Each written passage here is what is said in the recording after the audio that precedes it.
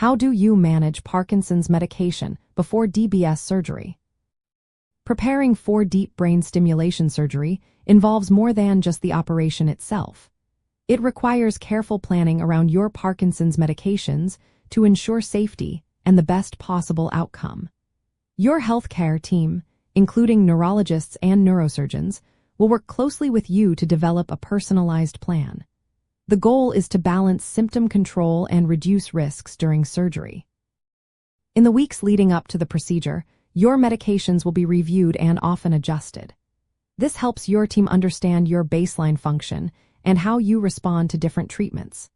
For example, levodopa, which is the main medication for Parkinson's, is usually continued until the morning of surgery. Sometimes, a small dose is taken with minimal water to keep you mobile and comfortable during the perioperative period.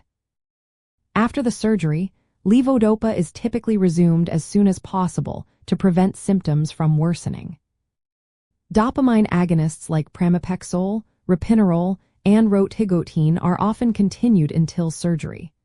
Rotigotine, delivered via a patch, can sometimes be maintained throughout the process, providing steady symptom control even if oral medications are paused. This helps keep your symptoms manageable during the perioperative period. Certain medications like monoamine oxidase B inhibitors, such as selegiline and rasagiline, are usually stopped about 3 weeks before surgery if your health allows. These medications can interact with anesthetic agents and increase the risk of complications like serotonin syndrome, which is a rare but serious condition. On the other hand, medications like amantadine and catecholomethyltransferase inhibitors, such as entacapone and talcapone, are generally continued until surgery because they help control symptoms. Anticholinergic drugs, which are less commonly used today, are typically stopped before surgery to reduce the risk of confusion and other side effects. For the actual procedure, it is common to perform the surgery in a medication-off state. This means that long-acting dopaminergic medications are temporarily withdrawn. Instead, your team might use short-acting options like levodopa or continuous infusions of apomorphine to keep your symptoms under control during the surgery.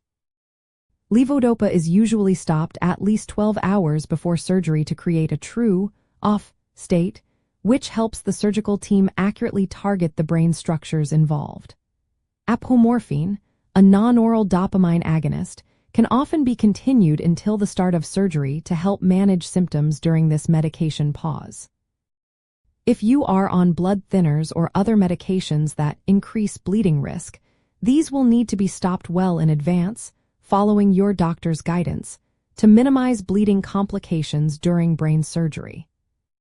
Throughout this process, your healthcare team will monitor your overall health, medication regimen, and symptoms closely. They will give you clear instructions on when to take, stop, and restart your medications, tailored specifically to your needs. This personalized approach helps ensure safety, reduces the chance of complications, and maximizes the effectiveness of the surgery.